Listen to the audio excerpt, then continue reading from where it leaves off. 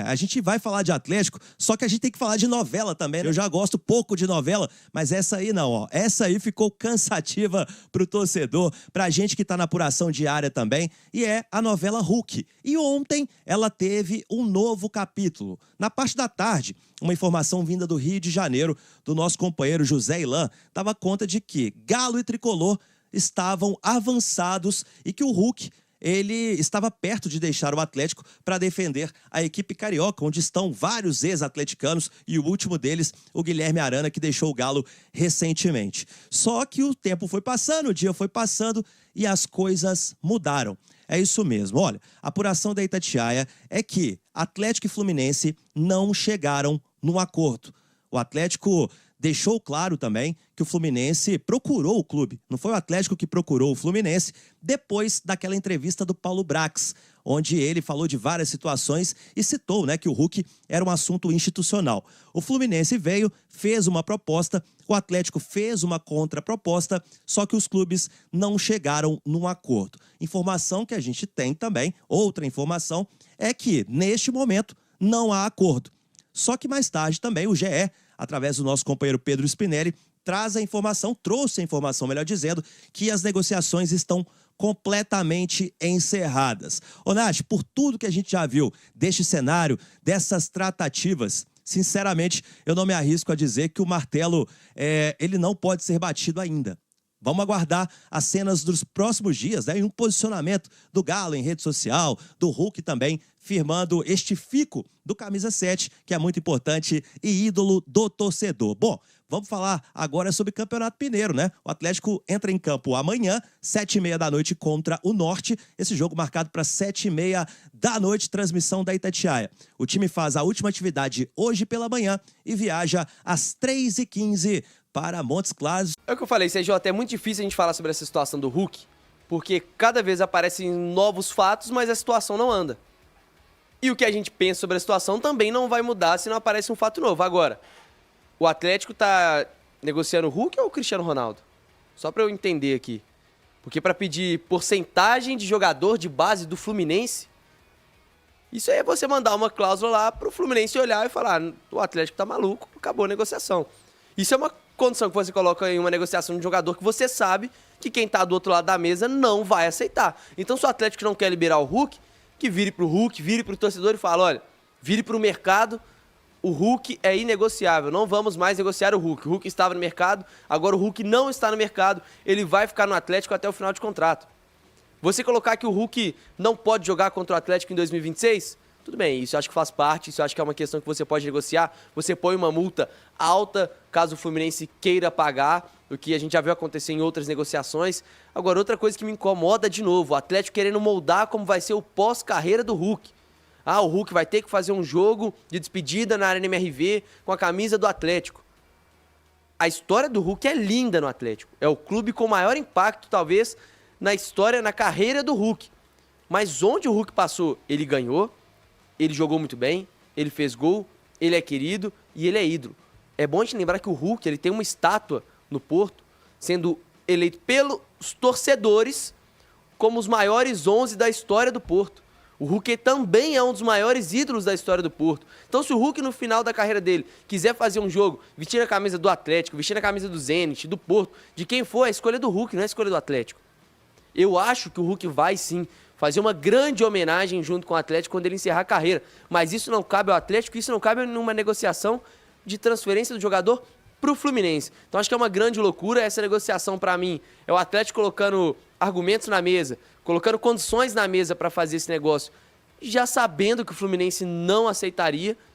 E o Fluminense também está certo de não fazer loucuras por um jogador de 39 anos que completa 40 esse ano. É o Hulk, para mim, desde que pisou no futebol brasileiro, é o melhor jogador do futebol brasileiro, se a gente pega de 2021 até agora. Por mais que tenha feito a temporada ruim, para mim ele foi o cara mais decisivo, mais regular, com melhor desempenho, mesmo quando o time não estava bem. Agora, o Atlético também, se for negociar, é o que o Cabido falou, quer vender? Então negocia direito. Não quer? Vira e fala que não vai. Eu acho que é muito difícil isso acontecer. O Hulk expôs o Paulo Brax. O Hulk expôs a diretoria do Atlético.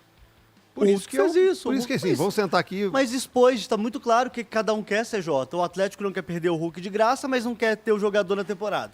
Isso está claro. O técnico não quer. Isso está claro, gente. Não é prioridade do Atlético manter o Hulk. Não é. O Atlético, ele, na verdade, ele está com medo do Hulk assinar um pré-contrato agora no meio do ano e sair, É o entre que eu aspas... acho que vai acontecer, tá? Sair de graça ano que vem para Não é entre aspas, não, é de graça. O Atlético não vai ganhar nada. Não, sim, mas ok, perfeito. Né? Então, assim, esse é o medo da diretoria atual do Atlético.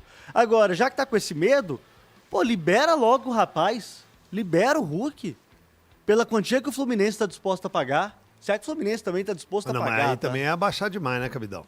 Se CJ, você tem lá no mas- contrato 60 milhões, você vai liberar porque o que o Fluminense quer pagar, ou seja, você fica sem o seu ídolo, você vai contra a torcida, e aí, cara, rapaz, se essa diretoria aceita liberar o Hulk TJ, mas- nas condições que o comprador e o jogador querem, aí Mas o se já tá atleta- ruim pra elas. Mas o atleta, ele quer jogar futebol. O técnico do time não quer pôr ele para jogar. Não, mas aí ele tem contrato. Eu acho que você tem que negociar de uma forma realista. E outra, você De uma economiza... forma que seja... E você economiza 26 milhões de reais, tá, em salários. mas se o Hulk sai, o Atlético... A única forma de o Atlético tampar esse buraco e não ser cobrado daqui 2, 3 meses e no final do ano se não ganhar nada, é trazendo outro atacante de peso que vai chegar, pegar a camisa e vai ser titular. Tá, mas Vai é- ser Senão vai ser cobrado, cobrado. gente, se o Hulk sair, ele vai ser cobrado de qualquer forma, também pagando ou não pagando. Não, Mas não dá pra liberar ele assim, Não o dá, Cabide. não dá. Isso aí é... Mas o Hulk tá cavando a saída dele também, Mas o gente. Hulk também tem contrato. E aqui, outra coisa, a É, verdade é, no situação- futebol dura situação até a próxima situação partida. muito chata aqui. Ou- Acho que a situação é essa, Na já- última, ele tá no camarote. Na última, ele tava no camarote. Na primeira que ele tiver dentro de campo, meter um gol e a torcida já... O Hulk já tem o torcedor, a maioria da torcida, ao lado dele. Ele entra, faz um gol, uma boa atuação, velho, aí vai ficar ruim pro Sampaoli. E aí, meu querido, você botou o cara performou? Eu tenho uma opinião, mais uma vez, impopular. Ter o Hulk no grupo, Você acha que pior? só se ele for titular absoluto. Porque Ele, no banco, cria instabilidades. não é possível. Cria, CJ, cria. O fim do ano inteiro foi instável do Atlético porque o Hulk não era titular, gente. Vocês querem repetir isso a temporada inteira? Ah, 2026? quem dera se o problema fosse só esse, hein, Cabida? Não. Se o problema isso fosse aí. só esse... Olha, o Atlético tinha um time desorganizado, Mas o é Atlético porque tinha a- deficiência nas Jogadores em laterais. péssimas fases. A Os jogadores em péssimas chateação, a fases. chateação é que os que estavam sendo escolhidos para serem titulares não são o xodózinho da torcida. Mas, Cabide, aí é em qualquer clube. Quando o time tá mal, o time tá jogando mal, o bom sempre é quem tá no banco. O torcedor sempre vai querer quem tá no banco. Quem tá em campo não vai prestar porque vai reclamar. Eu acho que, assim, o Hulk ficar no banco, se você tem um problema de gerir um cara do tamanho do Hulk, querendo ou não, com o ego do tamanho do Hulk, é um cara que sempre foi protagonista por onde passou, quer ser a cara do projeto, quer ser titular, é óbvio que quer. Mas aí também cabe você sentar com o Hulk e falar, olha, Hulk, esse cara que me entrega isso, você não me entrega. Nesse momento você não vai ser titular. O que eu acho que mesmo não sendo titular, o Hulk ainda pode ser importantíssimo pro time do Atlético. Eu só acho que essa questão passou de ser, o São Paulo vai utilizar o Hulk ou não? Eu acho que ela já ultrapassou essa bolha. Eu acho que agora já virou uma disputa de Hulk com diretoria do Atlético, com donos do Atlético. Não, passou. Quando o Hulk vem a público na frente Sim, do torcedor mas- e fala, a verdade Mas, vai Henrique, vir, beleza, a verdade ainda vai beleza. aparecer, Eu concordo pra com mim já tá você. nítido que essa Mas disputa não é com o São a Paulo. insatisfação só acontece por um único motivo. É só um motivo a insatisfação do Hulk no Atlético, gente. Porque ele senta no banco. E eu não sei se é só por isso, Cabida, eu não tenho essa certeza, não tenho essa convicção. Agora, Se ele fosse hoje, titular ô, Cabidão, absoluto, hoje, dia 13 Duvido, de cara. janeiro, Duvido, 13 de cara. janeiro, eu acho que existem outras passou a ter. infelicidades Passou do a Hulk. ter. Passou a ter. Ah, mas aí todo jogador, Passou a Cabido, ter, todo gente. jogador quando vai... Todo. Do Zezinho Mineiro ao Cristiano Ronaldo, ao Lionel Messi.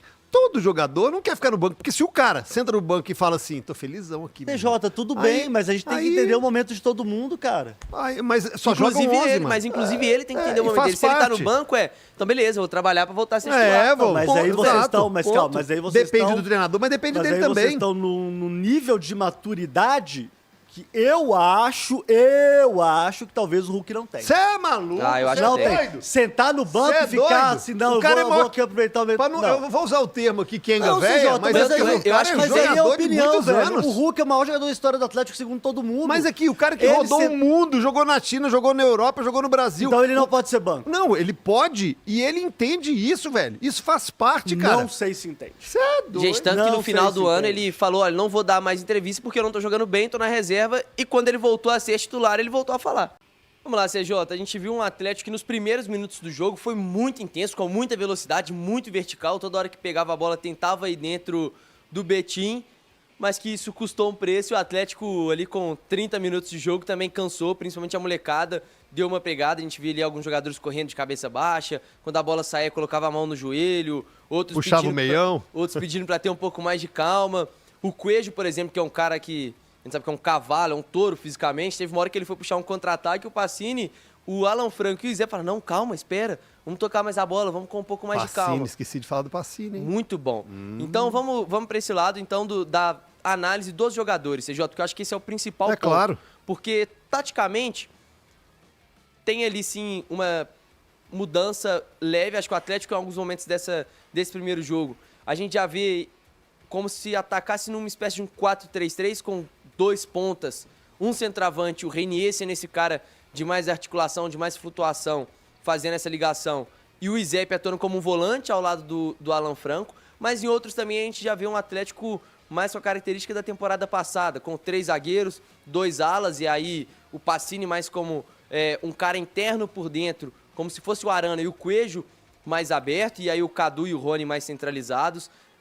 Mas a gente vê, acho que o São Paulo está tentando já abrir mão desse esquema com 3 zagueiros. Claro que isso vai precisar de tempo para voltar a jogar da forma como ele gosta de jogar. Mas analisando os jogadores individualmente, CJ, acho que o grande recado que fica é: se alguns jogadores que estão no Atlético desde o ano passado não começarem a dar resultado em 2026, tem uma molecada da base que vai atropelar. O Júnior Alonso pro Vitão, pra mim, foi um abismo gigantesco no primeiro jogo. Claro que é primeiro jogo da temporada, os moleques não tiveram férias, só tiveram uma pausa ali de Natal e Réveillon, mas continuaram treinando direto. O Alonso tá voltando agora, tem uma preparação menor fisicamente. Mas ontem, na linha de defesa, parecia que o Vitão era o jogador experiente da linha de defesa. O Natanael sofrendo muito, o Júnior Alonso sofrendo muito, o Pacini, tecnicamente, com a bola no pé, é um ótimo jogador, muito técnico, mas ainda por ser muito novo, tem sim coisas a melhorar, coisas a amadurecer, principalmente na tomada de decisão, na velocidade do jogo. Uma coisa que eu acho que pesa muito para esses moleques no começo de transição de base para o profissional é a velocidade de jogo, quantidade de toques na bola que você tem que dar para soltar a bola, para fazer uma finalização, é outra coisa. Mas me preocupou muito o jogo do Alonso e do Natanael, mas em contrapartida a gente viu o Vitão fazendo um ótimo jogo, muito tranquilo, com muita qualidade para sair jogando, corajoso para sair jogando, fazendo recuperações para cobrir Alonso, para cobrir Natanael. Bem, parecia que tinha 30 anos jogando bola. Não, parecia olhando ele em campo, uma tranquilidade. Exatamente, muito, muito tranquilo, muito confiante. Pacini, falei dele. O Izep, gostei muito do Izep como um segundo volante, acho que isso facilitou o jogo dele, porque ele pegou o jogo de frente. Se ele jogasse como um camisa 10, como ele fez na base, talvez ficasse um pouco mais difícil, já, porque ele jogaria de costas, mais pressionado ali, ele tinha Aquele tempo de dominar. arremate que ele dá no segundo tempo, já estava 1-1, que era um contra-ataque, o Atlético puxava um ataque ali, estava até na superioridade numérica. Aquilo é típico de quem precisa do tempo de amadurecimento, de falar assim, pô, agora eu também quero arriscar. O cara tá ali na dele, falou assim, agora eu quero tentar. Ah, desculpa aí, acho que era o Índio que estava Era pela o Índio direita. na direita. Ah, o Índio, eu não vou tocar não, eu vou arriscar. Porque se eu faço um golaço. Senão eu isolo e deixo o pau torar. Faz parte desse processo. Essa tomada de decisão faz parte desse processo. Eu ia pontuar exatamente isso no jogo do Izep, porque eu acho que posicionalmente ele foi muito bem como segundo volante. Claro, não é a característica dele ser o marcador, porque ele é um meia, não é um volante. Ele achou ótimos passes. Pra mim, ele foi o cara que mais achou passes, aquele passe vertical pra quebrar a linha. Pra mim, o Izep foi o cara que mais achou esse passe por tentar muito, mas também senti ele muito afoito, muito ansioso pra fazer o gol dele, pra mostrar serviço. Faz parte de um moleque também. O Rony deixou a desejar, na minha opinião. O Coelho voltou muito bem, e aí eu só ficava imaginando, cara, Como o Coelho fez falta. O São Paulo vai ter uma dor de cabeça aí pra escalar esses pontas, mas pra mim o melhor em campo foi o Renier. Era o cara mais tranquilo, com mais consciência do jogo, desacelerava quando precisava pisar na bola e o Atlético ficar um pouco mais com a bola, com esses moleques muito ansiosos. E também era um cara que flutuou muito bem. Acho que esse esquema, com ele atuando como um camisa 10, tendo 2 pontas e um homem de referência, facilita o jogo do Reinier. E ele tinha jogadores que jogavam com um estilo parecido com o dele, de um jogo curto, de tabela. Tanto que o primeiro gol sai assim, ele quase faz um segundo golaço, como a tabelinha que ele fez com o Índio também, que entrou muito bem. Então acho que esses são os pontos. O Cadu, vi muita gente pegando no pé do Cadu, mas eu acho que é também uma falta de paciência com o Cadu. O cara ficou a temporada inteira machucada, temporada passada, tá voltando agora, também é moleque novo. Então acho que o pessoal precisa ter um pouco mais de calma com o Cadu.